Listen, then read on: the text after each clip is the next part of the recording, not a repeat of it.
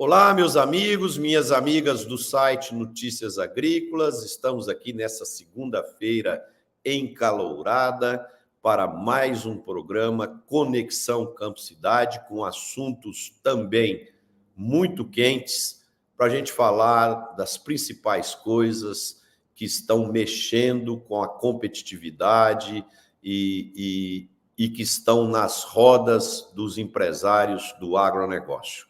Então, o propósito hoje aqui é discutir temas bastante importantes para o setor e, com certeza, sempre com aquele propósito maior de unir o público urbano ao público rural para que juntos possamos potencializar o desenvolvimento da economia brasileira. E hoje o time completo aqui, Roberto, Tejon, Letícia, Antônio da Luz.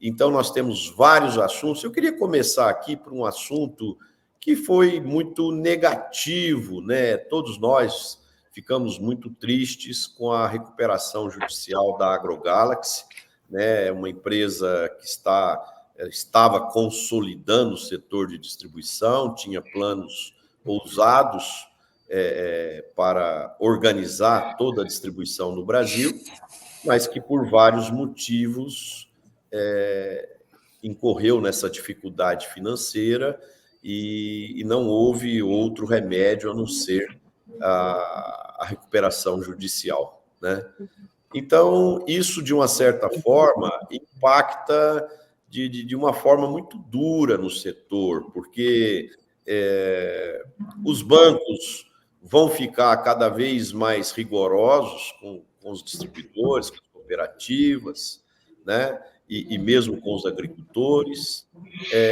Outras empresas que têm planos de consolidação do setor de distribuição, também de outros setores, acabam sofrendo também consequências diretas e indiretas, e temos aí um problema muito sério para ser resolvido. Qual a sua visão a respeito aí, Antônio? Bom, muito boa tarde, Marcelo, muito boa tarde, ministro Roberto, Tejon, Letícia, é um prazer imenso estar com vocês nessa tarde, assim como toda a nossa audiência. Marcelo, os produtores, muitas vezes, eles não conseguem perceber a importância do mercado de capitais nas suas vidas. Só que todas as vezes que um produtor chega numa cooperativa, e as cooperativas fazem muito isso, porque, via de regra, a cooperativa é a casa do produtor rural. Então, lá ele se financia muitas vezes. Quando o produtor sai de uma cooperativa com um acerto de pegar os insumos e pagar lá quando colher, esse insumo, ele não chegou na cooperativa por acaso. O mesmo vale para a revenda. O produtor chega na revenda e fala: ô Marcelo, eu não consigo comprar o produto e pagar à vista. Eu posso pagar quando eu colher? Esse tempo entre pegar o insumo e pagar, isso tem custo, isso custa dinheiro, porque o Marcelo, ou o presidente da cooperativa, ele vai comprar os insumos para entregar, e ele só vai receber depois. Alguém vai financiar esse negócio. Esse alguém é o mercado de capitais. Quando um produtor faz, portanto, um prazo safra, pode ter certeza que a chance de ter uma operação no mercado de capitais, suportando a possibilidade dele fazer um prazo safra, é enorme. E eu tenho aqui alguns números. Para nós termos uma ideia, a emissão de CPRs até julho deste ano, em 12 meses, tem um patrimônio de 372 bilhões. Os CRAs, Marcelo, são 145 bilhões de reais. Os fiagros, tão afetados por essa medida do pedido de recuperação judicial da AgroGalaxy, eles têm 38,8 bilhões de reais. Ou seja, dinheiro dos investidores, pessoas físicas, pessoas jurídicas, olha, garçom, o motorista, o economista, o advogado, pessoas que acreditam no agro, que querem participar do agro, que compram um fiagro na bolsa e que viram derreter os fiagros nessa semana por conta desse pedido de RJ.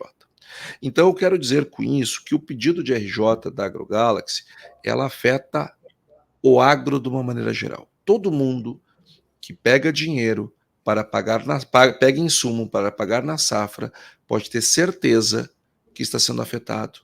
Pode ter certeza que vai pagar mais caro no próximo ciclo por conta destas questões. Com certeza. Isto, só que muitas pessoas estão exigindo para continuar no agro um prêmio de risco, Marcelo, que me parece equivocado.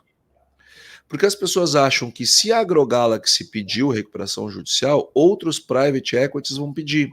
Inclusive, circulou aí informação que um outro importante private equity, como a Lavoro, estaria na mesma situação. Não está na mesma situação. Não está, não está. Basta olhar, mas não olhar, procurar no Google lá um site qualquer com informações qualquer.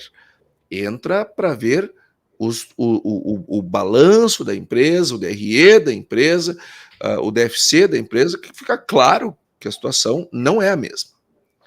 E a situação das revendas de insumo e cooperativas espalhadas pelo Brasil, aí mesmo que não tem nada a ver. Porque o que acontece? Muitos desses fundos de private equity que vão comprando revendas Brasil afora, muitas vezes tentam impor um sistema de gestão que é estranho ao bom funcionamento local dos negócios. Sim. Que vai contra a cultura dos negócios, a organização dos negócios, aquilo que deu certo a vida toda, o cara vai lá e quer criar um padrão Faria Limer. E aí as coisas não funcionam. E muitas vezes terminam não indo bem e vai. Eu não estou querendo aqui diagnosticar que este foi o problema da AgroGalaxy. Não sei qual foi o problema da AgroGalaxy. Mas seguramente a gente tem recebido muitos relatos de situações como essas há muito tempo. Então, nós temos que entender que as revendas de insumo, que as cooperativas, elas não têm a mesma pegada desses fundos de private equity. O que aconteceu com elas não significa que vai acontecer com as revendas, muito pelo contrário. Então, eu acho que também o investidor tem que começar a ter um olhar do agronegócio um pouco mais profissional para entender a diferença do joio para o trigo. Porque, do contrário, aquilo que o ministro Roberto Rodrigues criou lá quando foi ministro, junto com o Ivan Vedequim, que era secretário de política agrícola dele, que foi justamente os instrumentos do agro, que hoje financiam a maior parte do agro, os investidores vão querer um prêmio maior, vamos ter menos dinheiro para o agro para a safra 25, por conta de boataria. Então a gente tem que ter muito cuidado para separar essas questões. Ô, Antônio, o grande ponto aqui, já passando a bola para os outros colegas nossos aqui, eu acho que fica aqui um ponto de reflexão, o seguinte, o Walmart veio para o Brasil, ele era o maior do mundo na época, e ele não conseguiu consolidar o setor de supermercado, o varejo, e ele apanhou, ele perdeu dinheiro, e aí vendeu e saiu fora do Brasil. O Carrefour e o Pão de Açúcar vivem sofrendo aí, apanhando, tendo dissabores e tal. Por outro lado, redes locais de varejo estão crescendo, estão abrindo lojas, estão expandindo e tal. Aí vem a minha pergunta de provocação para vocês. Será que o Brasil tem tantas especificidades locais que se torna muito difícil um processo de consolidação? Eu não acredito, Marcelo. Acho que não. Acho que você pode ser grande, você pode ser pequeno e as coisas funcionar. Agora, eu não acredito num negócio que funcione sem cultura e eu não acredito num negócio que não respeita a cultura. As mudanças, elas têm que ser vistas num horizonte de longo prazo, com o crescimento e o amadurecimento das pessoas para outros olhares que não aqueles que elas estão acostumados. Agora, querer impor no mercado que as coisas tenham que acontecer do jeito que eu quero. Por exemplo, vou dar um exemplo, tá? Ó, eu te dou crédito se você me trouxer aqui seu imposto de renda. Não vai funcionar isso. Não vai. Eu chegar lá para o vendedor, para o RTV, ou para o vendedor e querer que ele seja um preenchedor de papel, ao invés de ser o cara que vai conversar com as pessoas, que vai mostrar o produto. Não vai funcionar. Então, eu acho que a questão não é o tamanho nem as especificidades, eu acho que a questão é o modelo mesmo. É a gente entender que toda a indústria tem suas especificidades, o agro não é diferente e tem que respeitar, porque senão pode acontecer o que aconteceu. Roberto? Marcelo, boa tarde, você, Antônio, Tejão, Letícia, aos nossos telespectadores. Olha, eu acho que o Antônio respondeu com a maior perfeição possível, não há o que acrescentar a ele. O tema é esse, a cultura é nossa. Quem vem vai se casar conosco. O casamento implica em renúncia dos dois lados, mas fundamentalmente em reconhecer e admitir a cultura existente. Então, esse é o tema central. A gente virou uma empresa gigantesca, boa, moderna, consistente, competitiva, e querer impor suas regras num país com uma cultura diferente. Então, acho que o Antônio colocou as variáveis no devido tema, não há o que acrescentar. Tejon? Seu microfone está desligado. Ligou agora? Sim, sim. Tá. A visão que você trouxe, Marcelo, e o Antônio, o Roberto, são corretas. O que eu sinto falta, adicionando, é a ausência de um planejamento de vendas. É muito carente isso nas empresas, de uma maneira geral. O planejamento de vendas é um trabalho militar, feito unidade a unidade, micro-região a micro-região, é um trabalho de palmilhar o território. E há um erro muito grave que executivos acostumados a uma visão americana, Europa, etc., fazem no Brasil, é de não considerar que market share, participação de mercado no Brasil, é um item, porque o Brasil tem um potencial gigantescamente maior do que a demanda existente. E aí, quando você olha, após 20 anos, eu diria, de revendas trabalhando, essas que são compradas, você vai encontrar lá uma concentração de vendas muito grande numa curva ABC. Então, você tem ali, numa unidade de negócios, 2.000 unidades potenciais de negócio, e você vai encontrar, com raras exceções, uma revenda com 200 clientes representando 80% das vendas. Quando isso acontece, e você tem, junto com isso, um problema, como aconteceu, do ciclo da commodity, é óbvio que o planejamento de vendas foi mal feito, o planejamento se concentrou em cima desses mesmos 200, 250, e não houve lá uma preocupação fundamental num plano de vendas, que é capilaridade. Capilaridade. E capilaridade dá trabalho. Você tem que ter mais vendedores, mais visita, falar com quem não comprou, você tem que dá muito mais trabalho. Então, isso, quando acontece conjuminado com um problema de um ciclo de commodity, acaba dando essa frustração. O plano de venda não vendeu como tinha que vender, houve custos que foram alocados para essa não venda que ocorreu, e aí você tem uma falha gigantesca, mas que nasce no plano de vendas mal feito. Letícia, você acha que essa saída do ciclo de abundância e a entrada de um certo ciclo de escassez provocou essa gravidade também?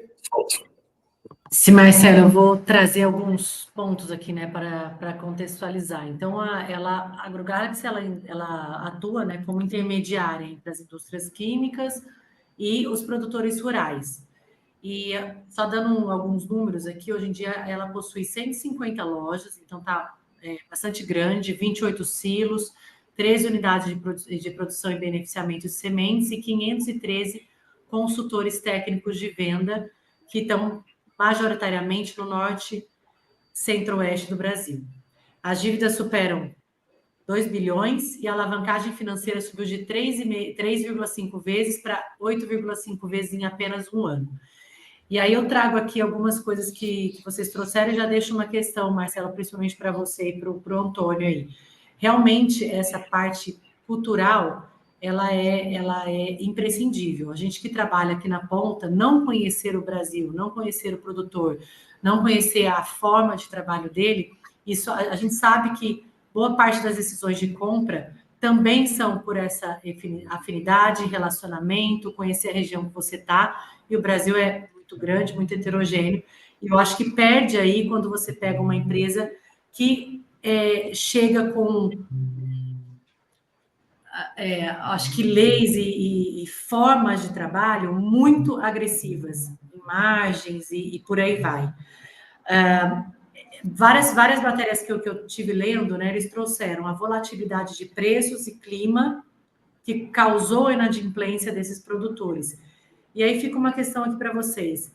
Será que parte disso, né? Primeiro tem a parte de não entender a cultura, de vir muito agressivo, as margens terem que ser impostas, o Antônio trouxe bem, da Faria Lima para o campo, muitas vezes isso não faz, não é tão efetivo, mas será que a cultura também do produtor, será que ele tem essa, como o tema inadimplência foi trazido, será que ele tem identificado, trazido seus identificadores, os processos estão bem desenhados, há uma governança importante, ele está gerenciando, o agro já tem um tamanho significativo para que essas boas práticas estejam, assim, realmente sendo implementadas na gestão?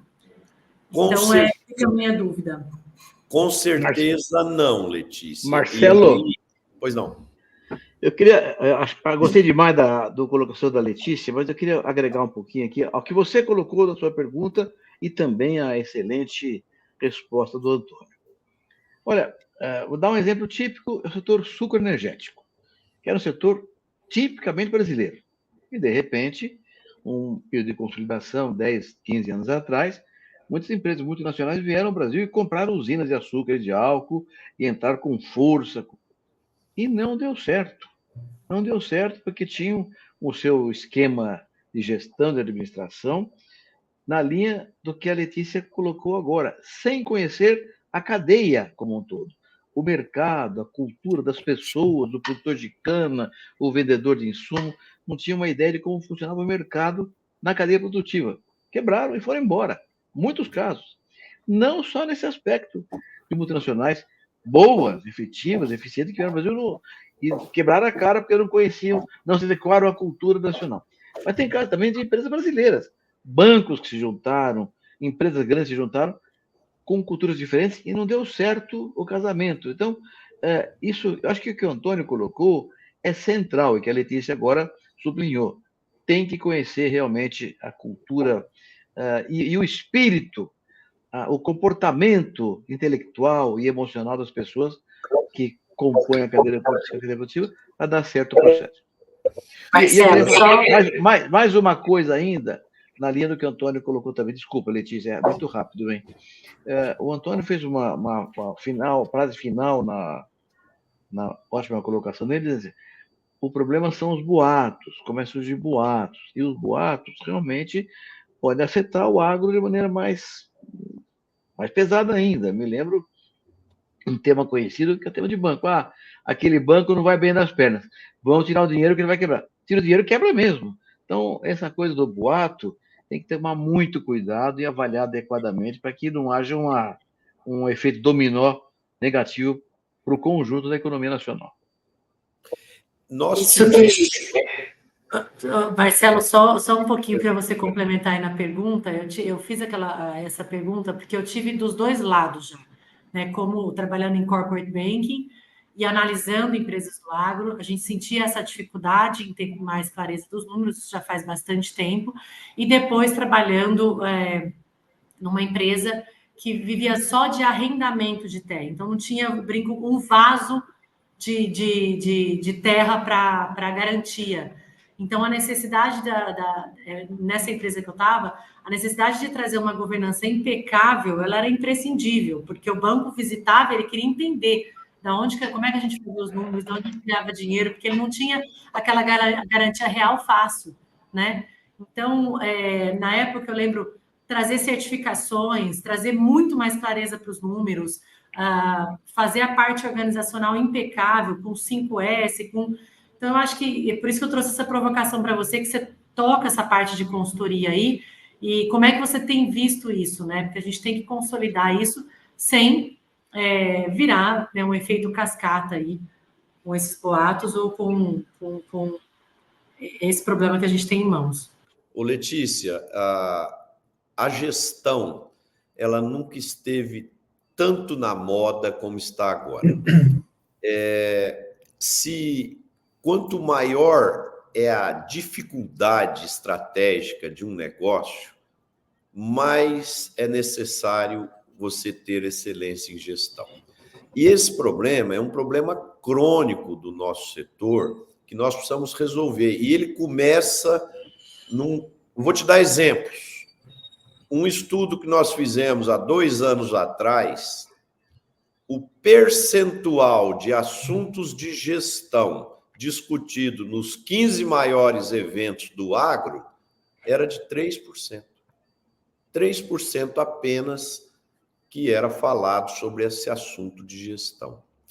Então, a gente observa muitas vezes o empresário rural muito atento às questões da mecanização, às questões do processo produtivo, da escolha das cultivares, das melhores formas de fertilizantes e tal, mas muitas vezes a gente comete um erro que é esquecer que a agricultura é uma atividade empresarial que precisa de planejamento, precisa de controles financeiros, precisa de gestão, precisa de capital de giro, precisa de estratégia comercial. Ou seja, então, quando você, de uma certa forma, negligencia a qualidade da gestão, os seus resultados empresariais ficam comprometidos, né?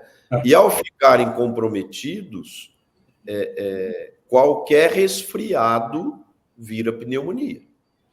Marcelo, eu gostaria só de acrescentar, dada a minha experiência de vida, que planejamento de vendas é uma atividade. Se a gestão tem problema, quando você vai para a gestão de planejamento de vendas, o problema é brutal.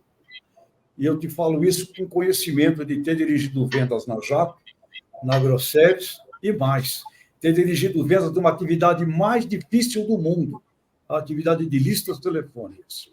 É uma carência brutal o planejamento de vendas quando você fala da rede de revenda, e aí comete-se erro gigantesco de não considerar os ciclos e de não considerar um detalhamento absurdo e completo que tem que haver no planejamento de vendas para você diminuir o risco da estimativa não ser realizada.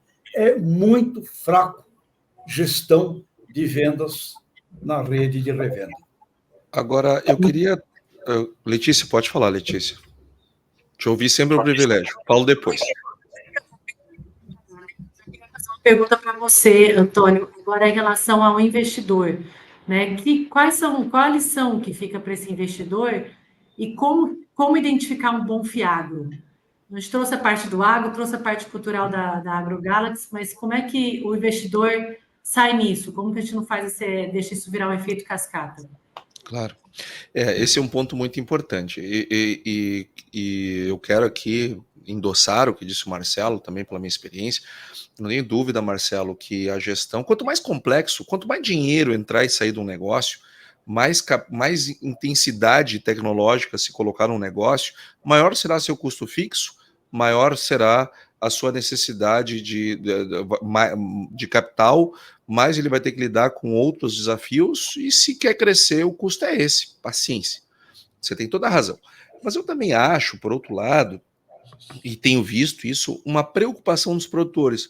Tudo bem, é 3% lá nos 15 maiores eventos, mas antes não era nada. E eu acho que vai de 3, vai para 5, para 10, para 15, para 50, porque isso eu estou vendo que as pessoas estão se preocupando com isso, e há 10 anos atrás eu não via nada nesse sentido.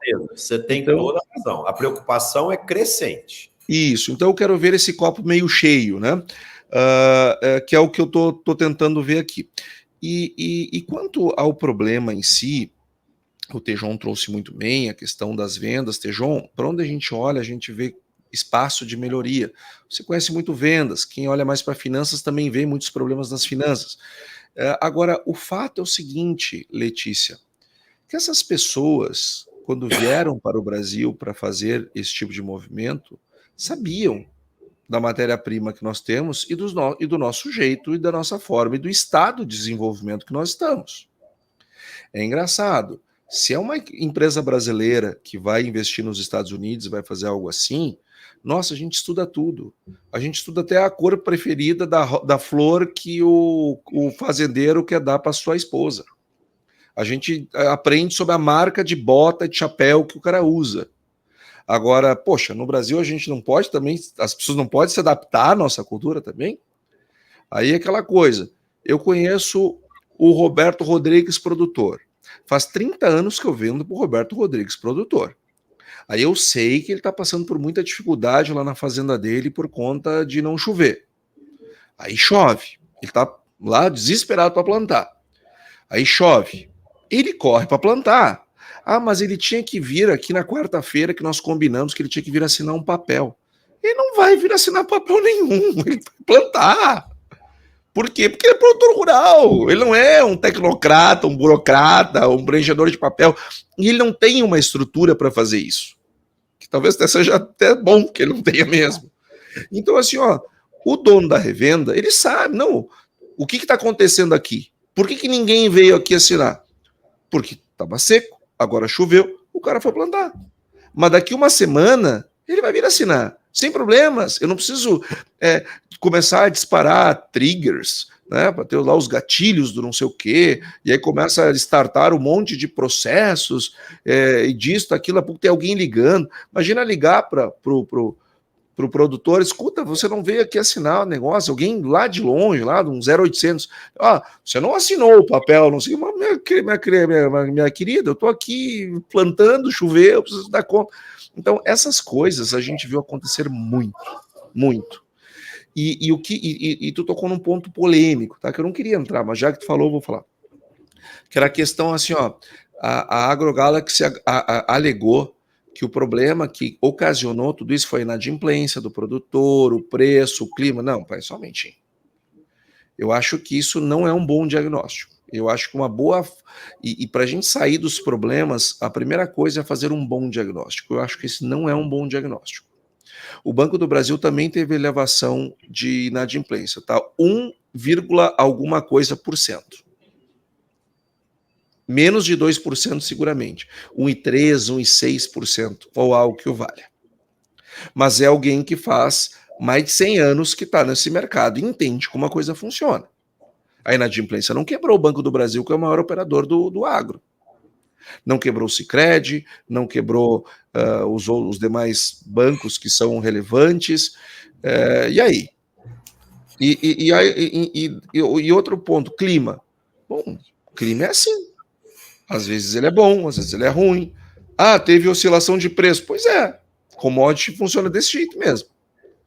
Então, ou seja, será que não teve nada? Será que todos os ativos que foram comprados pelo preço correto? Será que foram feitos bons valuations? Já que estamos falando de processos financeiros, né? Será que as compras foram feitas da maneira correta? Será que os valuations foram corretos? Será que aquilo que o Tejon falou do planejamento de vendas foi o adequado? Será que eu não me preocupei mais com o processo e menos com o cliente?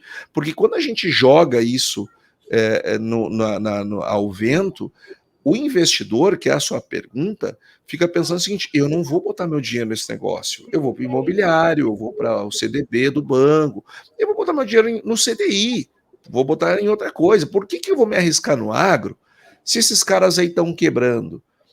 Só que, ao pensar isso, o dinheiro não vem para o agro. E o dinheiro, ao não vir para o agro, falta para o produtor. Péssimo. É péssimo. Então, isso é uma visão que nós não podemos deixar se perpetuar. Não é verdade. Vamos olhar para dentro de casa que tem problema aí sim. Não é um problema do setor. É lógico que o setor não está vivendo o melhor de seus momentos? É claro que não. Mas eu não posso esquecer, tem 38 bilhões de reais em Fiagro. Eu tenho 150 bi em CRA. Eu não posso perder esse dinheiro, porque senão o agro não planta. E não é criando boataria e abrindo o portal do fim do mundo que a gente vai achar uma solução para o produtor e para o setor e para as empresas. As revendas, a sua imensa maioria, estão performando, pagando as contas, vendendo e vida que segue. Isso mesmo, está mesmo, Antônio, está correto. Marcelo, Sim, no amigo. tema de gestão que você colocou com muita propriedade, que o Antônio tão bem agora analisou também, no caso brasileiro, é uma questão adicional que, às vezes, você de fora não entende. Todo o tempo que você colocou, gestão financeira, gestão de contas a pagar, gestão de vendas. No Brasil, o produtor rural tem que lidar com gestão de recursos humanos, gestão ambiental, gestão tributária e fiscal. São temas que mudam, de repente, por ações de governo, legislativo, judiciário, e o produtor rural tem a gestão perfeita, mas muda a regra e ele não está pronto naquele instante para responder. Então, a gestão rural no Brasil é muito complicado. Esse negócio de incêndio aí agora, de repente surge lá uma ministra que fala, não, botou fogo, tem que expropriar a fazenda. Que é isso, rapaz? Que tipo de intervenção ridícula é essa? Então tem que tomar cuidado com o que se fala, porque cria um problema de gestão que transcende a questão tradicional, do área financeira, comercial, tecnológica, institucional. Criam-se regras fora da curva que destroem a condição de gestão no agro brasileiro.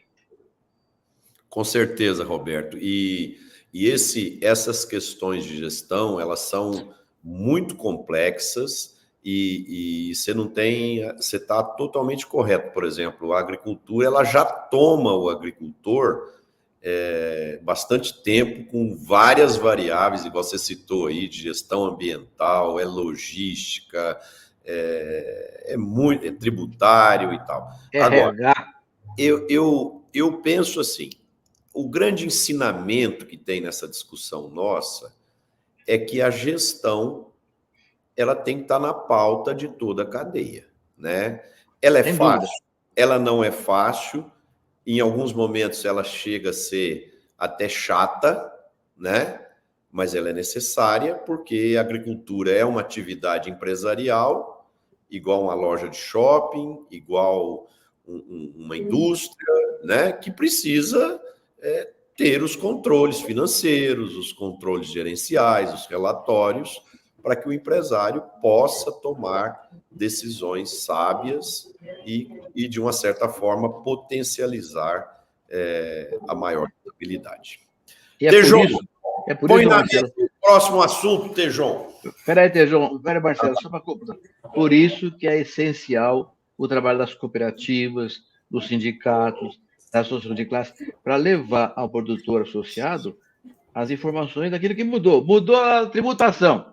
Vai ter que ser sabendo rapidamente, porque o produtor rural nem sempre está ligado na reforma tributária, na reforma comercial. Então, o sindicato, a cooperativa, a associação é essencial na organização da cadeia produtiva brasileira. Só para dar um... Perfeito.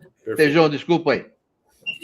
Muito bem, Roberto, muito bem. Olha, última dica aí, se você é diretor de vendas, de insumos, de bioinsumos, de máquinas agrícolas, por favor, pense na capilaridade da sua rede de distribuição e verifique o quanto você está na mão da maldita curva de Pareto, porque isso, na hora da crise, vai te afetar. Então, por favor, alarguem a capilaridade e a segurança das suas estratégias de vendas. Mas legal, Marcelo, você me pediu aqui um tema e eu estou muito feliz, entusiasmado, vou compartilhar isso com vocês, com uma sacada que eu considerei, e aqui quero ouvir os queridos amigos, as experiências aqui de Roberto, Marcelo, Letícia, Antônio, do que eu estou achando que é a abertura do futuro das relações do agronegócio brasileiro. Eu recebi a informação de uma coisa genial. Agora, nesta semana, na Suíça, vai ocorrer o primeiro evento proprietário, Secafé Serasa. E aí vai uma pergunta, mas que raio Secafé com Serasa, num evento na Suíça, dentro do evento Swiss Coffee Trade Association, e o outro evento, que é um evento proprietário da Zé Café com Serasa, um Hedge Point. E aí eu falei, mas caramba, o que vocês estão fazendo? Conversei com o Marcos Antônio, presidente da Secafé, que é o Conselho Exportador de Café do Brasil, e conversei com o Marcelo Pimenta, CEO da Serasa. E ele me disse, Pimenta, em ambos, Serasa falando, em ambos daremos detalhes técnicos e faremos oficinas no uso da plataforma. Que plataforma é essa? Uma plataforma que Serasa possui, de cobertura completa no Brasil, onde vai mostrar para os clientes e os líderes nesse encontro lá da Suíça que o que o Secafé está falando é provado, é verdade. Então, é como se nós estivéssemos fazendo nascer um nome que seria uma organização de comércio e compliance intersetorial. Pessoal do IMAC, com quem eu estive nesse fim de semana, Instituto Mato Grossense da Carne, também tem como meta fazer reuniões e ações intersetoriais. Agora, a diferença dessa sacada do Secafé é estar junto uma companhia que não basta mais falar que eu sou correto dentro do compliance socioambiental. Eu provo que sou. E quem vai provar que é uma organização internacional de reputação ilibada e que não está de rabo preso com nenhum órgão aqui brasileiro. É uma companhia do mundo. Então, eu achei simplesmente um caminho de setores brasileiros se relacionarem com setores do mundo, o que significaria irmos além de governos, irmos além das geografias. Eu fiquei muito entusiasmado com essa coisa concreta que acontece quarta-feira agora, desta semana, lá na Suíça. Então, é isso que eu queria trazer aqui para vocês, porque me parece que será um caminho extraordinário doravante. É meu sentimento. Legal, Tejon. Eu acho que é uma iniciativa moderna, com uma visão estratégica inteligente, né, que une o setor produtivo, une a tecnologia e uma plataforma que tem informação para poder legitimar aí o compliance, com certeza vai trazer bons frutos para o agro brasileiro. Roberto Rodrigues. Marcelo, aproveitando esse tema que o Tejon colocou, interessantíssimo, a gente tem que se preparar para isso, né? O Secafé, do Marcos Matos, organiza muito bem esse processo todo, mas tem que se organizar. E aqui eu quero trazer um exemplo gaúcho, da CGCL, a Produção Central de Leite do Rio Grande do Sul, cuja sede está lá em Cruz Alta, que lançou uma plataforma tecnológica espetacular. Integra todos os produtores rurais, centenas de produtores, milhares de produtores rurais ligados à CGCL, que hoje tem informação tecnológica online no celular. O cara sabe qual praga vai chegar por causa das condições de clima, por causa das condições econômicas e tal, o que vai atrapalhar a produção de soja, de milho, de leite na sua região, no seu município, na sua propriedade. E ele recebe a informação, a praga que vai chegar e qual é o combate que ele tem que fazer aquela praga. Então, ele tem uma informação tecnológica online, em tempo integral, e ele permite todo mundo na mesma linha, na mesma vibe. Isso dá uma capacidade técnica de gestão e administração do seu processo na sua propriedade muito interessante e muito relacionado com a realidade dos fatos. Ninguém fica fora desse processo. Essa é uma plataforma espetacular que o pessoal de Cruz Alta montou. Vale a pena pensar nisso como uma coisa geral, porque o café funciona com essa condição. Se organizou também para chegar com o Serasa lá na Suíça. Esse trabalho com visão de cadeia, integração com outros elos e outras organizações, realmente esse é o caminho de fortalecer a competitividade. Eu quero colocar um outro tema aqui, que eu pessoalmente estou muito preocupado, esse atraso das chuvas vai provocar um plantio mais tardio da soja, que, por sua vez, vai ter uma colheita mais tardia e que vai provavelmente fazer com que se plante o milho de segunda safra numa condição também mais tardia, com menos potencial produtividade. Porque as coisas hoje estão todas integradas, e principalmente nessas regiões do Centro-Sul e parte do Centro-Oeste, onde se consegue fazer as duas safras subsequentes, né? E então isso é um ponto de preocupação da gente ter aí quebra já de produtividade na soja ou no milho, e se a gente considerar que a gente já vem com margens menores, potenciais para essa safra 24-25, torna-se um fator preocupante adicional, né?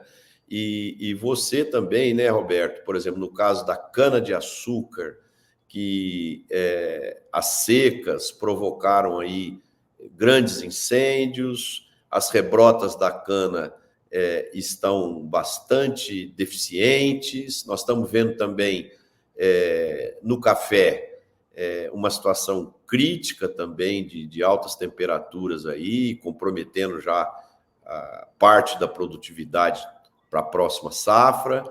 Então, é um momento preocupante. Claro que existem indícios e frentes frias que estão chegando aí, que podem trazer um novo alento, mas é um ponto de preocupação. E como há pouco nós estávamos falando de gestão também é isso, tá, pessoal? É você olhar os cenários, olhar tudo que está acontecendo, imaginar os impactos desses fenômenos, desses cenários, e você poder tomar decisões estratégicas aí de quando comprar o insumo, ou quando vender o grão, ou quando, né? Então, é muito importante que a gente sempre avalie todo esse contexto para a gente tomar boas decisões. Marcelo, se você me permite, eu queria trazer um outro tema para o nosso debate, que me parece muito, muito importante. Eu não sei o quantos produtores eles estão cientes do que aconteceu na semana passada com o pacote que a China fez, ou os pacotes, né? Porque foram dias diferentes e para setores diferentes. Mas a China, ela deve jogar diretamente na economia chinesa, a China que vem com muita dificuldade, ela vem com uma desaceleração econômica muito significativa, a China que é o principal comprador de commodities do Brasil, sobretudo as do agro, e eu separei em 4 pilares os estímulos que a China se propôs. Primeiro delas, imobiliário. O setor imobiliário, para nós termos uma ideia, o setor imobiliário da China representa mais ou menos 35% do PIB da China. 35% mais ou menos do PIB da China é imobiliário. E o setor imobiliário está com muitas dificuldades, tanto que os preços dos imóveis estão em queda em relação ao ano passado. A China, então, ela vai reduzir as hipotecas dos chineses que já estão em curso, né, as hipotecas vigentes. Então, o mutuário, o diletante, o hipotecário, ele vai ter uma redução no juro. Outra coisa, eles vão reduzir de 25% para 15% a entrada para a compra do segundo imóvel.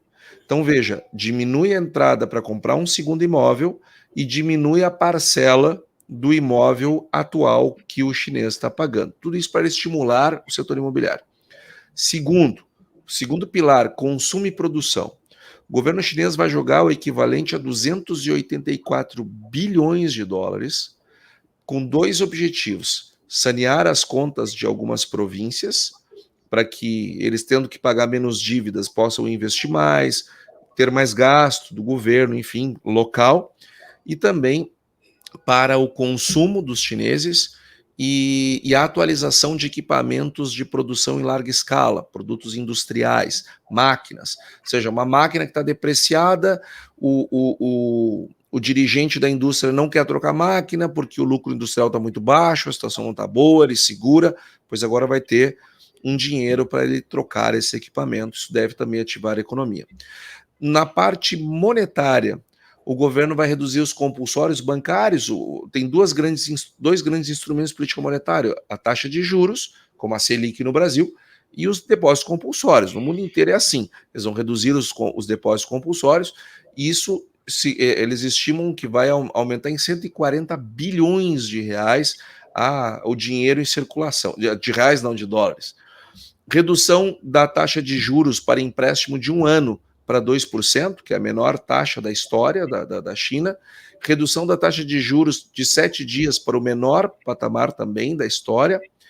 E o quarto pilar, que é mercado de capitais, o governo vai liberar 165 bilhões de dólares para que as empresas possam recomprar suas ações e corretoras, bancos e fundos possam comprar ações das empresas chinesas listadas na Bolsa Chinesa.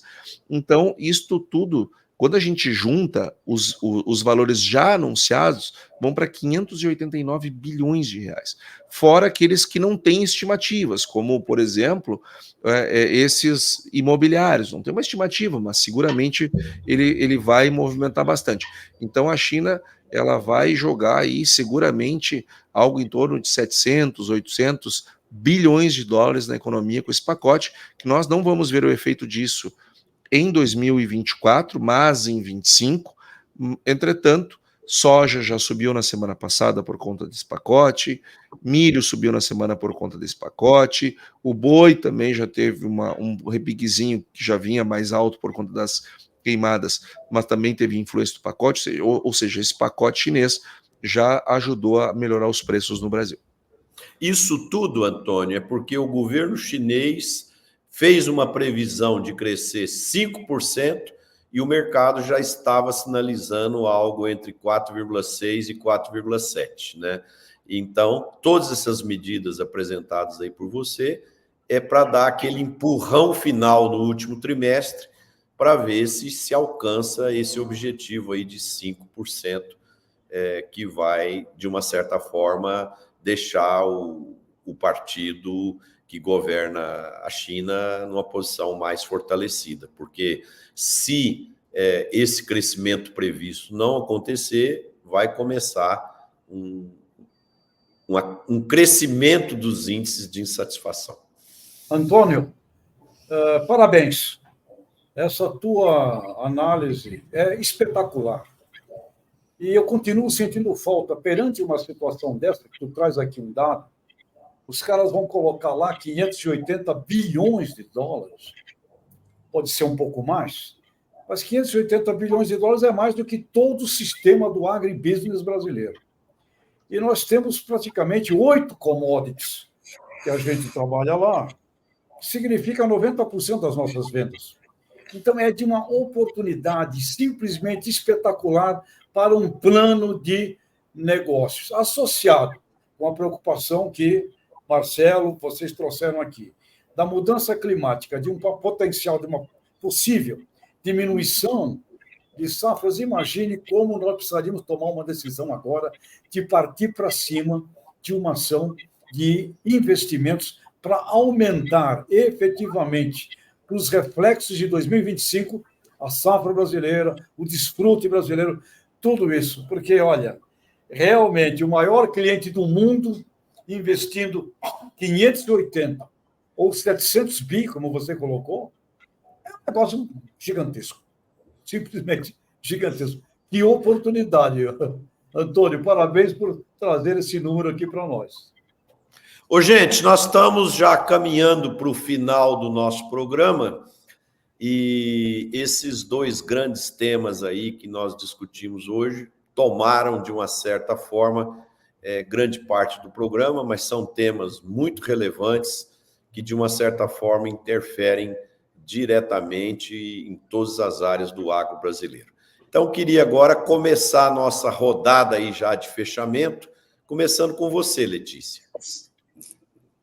Marcelo, eu vou aproveitar essa última parte para voltar no assunto que o Tejon trouxe da Secafé, porque nós temos a Lei do Desmatamento Zero europeu, né? Ela entra em vigor agora no final do ano.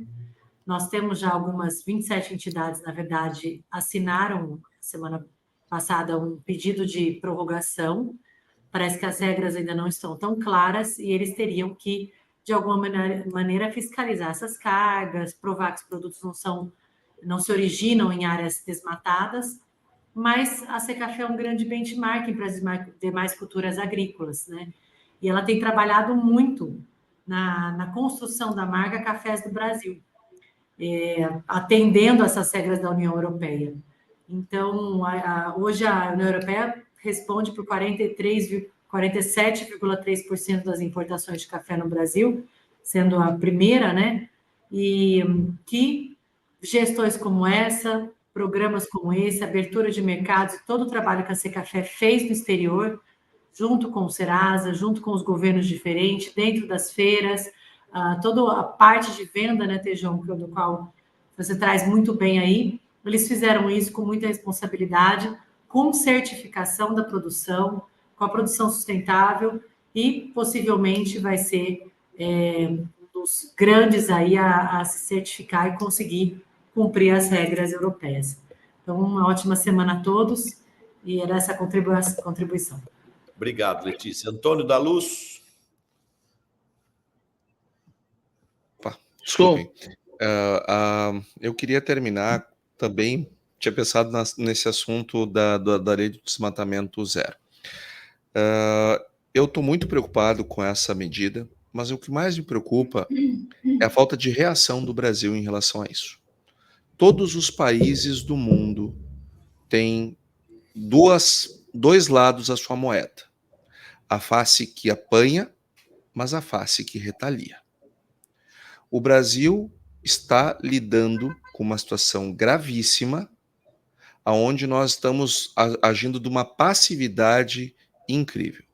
Eu gostaria de ver o governo brasileiro, eu gostaria de ver o Congresso brasileiro criando medidas reparatórias. Nós somos um grande importador da zona do euro. Muitos e muitos produtos entram aqui. Acho que está na hora do Brasil começar a olhar para a pauta do que a gente importa e começar a retaliar. Porque na conversa, no diálogo, estão esgotadas as possibilidades e nós tentamos. Está na hora de investirmos calças e começarmos a agir como adultos. Está na hora de retalhar. Tomara que algum dirigente brasileiro um dia acorde para esse tipo de possibilidade, porque do contrário, nós vamos seguir trocando ouro por espelhinhos por mais 500 anos. Sabe as palavras, Antônio. Roberto Rodrigues. Ô Marcelo, eu quero aproveitar essas falas anteriores do Antônio, da Letícia e do Tejon também, mas dizer o seguinte, esse movimento que a China fez de caráter econômico, de proteção interna, tem a ver, obviamente, com o mercado comercial, agrícola, que vai dar uma reação importante para nós. Então, eu acho que mais do que nunca está na hora do governo correr, fazer um acordo comercial com a China, porque que eles estão com essa demanda, é importante fazer um acordo que é bom para eles, que garante o abastecimento deles, e é bom para nós, que garante o comprador da nossa produção. Acho que é um acordo comercial. Já falamos 500 vezes sobre esse negócio aqui, está na hora de fazer um grande acordo comercial com a China para olhar os próximos 20 anos com um grande comprador nosso. Legal, Roberto. Muito obrigado. Tejon? Muito bem, amigos aqui, Marcelo, Antônio, Roberto, Letícia. Eu queria parabenizar o Osvaldo Ribeiro Júnior, presidente da Acrimate, Associação dos Criadores de Gado da Pecuária do Mato Grosso, por ter reunido jornalistas em Cuiabá e dado ali uma aula maravilhosa de conhecimentos. Parabéns, Acrimate, parabéns, doutor Osvaldo. É assim que a gente tem que caminhar cada vez mais na relação do setor com o mundo aqui dos comunicadores. E eu estou entusiasmado com essa ação que eu batizei aqui de OICCI, Organização Intersetorial de Comércio e Compliance Internacional. indo aqui na mão do Roberto, eu diria 10, 20 setores brasileiros fazerem isso, mas com esse adicional. Falamos e fazemos sustentável. Eu provo. E aí eu tenho que ter um órgão que prove. E essa ideia de ser café com Serasa é dali para frente. Obrigado, Tejon. Eu queria agradecer a presença de vocês, agradecer o nosso público, os nossos companheiros e companheiras que toda semana estão aqui conosco, nos assistindo, nos prestigiando. Quem gostou do programa, bote um like aí, nos ajude a multiplicar os propósitos e objetivos aqui do nosso programa. Eu queria fazer 2 comentários rápidos aqui da minha mensagem final. Hoje eu li no Estadão uma reportagem sobre a pauta de exportação do agro e a diversificação dessa pauta. E eu fiquei encantado. Quanta coisa diferente que a gente não exporta, quanta coisa que o agro tem crescido aí, que muitas vezes passa despercebido. Até lá nessa reportagem mostra até um volume de penas que o Brasil exporta para outros países, né? É para fazer travesseiro, é para fazer uma série de coisas, isolantes e tal. Então, a pauta do agro tem crescido, a pauta de produtos e também de países que compram e que importam os nossos produtos. Então, é muito legal ver esse crescimento e essa diversificação de produtos do Brasil, porque muitas vezes a gente fala tanto aqui de soja, de exportação de proteína animal, de café, de suco de laranja, mas tem muita coisa aí que o Brasil exporta e essa diversificação é muito importante para a competitividade do setor. E queria também dizer que amanhã e depois da manhã, 1º e 2 de outubro, ocorrerá aqui na nossa cidade, aqui em Uberlândia, um importante evento sobre café, o INCOF, que vai reunir toda a cadeia produtiva do café brasileiro para discutir competitividade, processos produtivos, processos de agregação de valor, e será um evento que terá a presença aqui dos principais atores aí da cadeia do café, né? Então é isso, minha gente. Muito obrigado aí pela audiência, pela presença de vocês, e a gente se vê na próxima segunda-feira com mais uma Conexão Campo Cidade. Um abraço a todos e até lá. Boa semana a todos. Obrigado.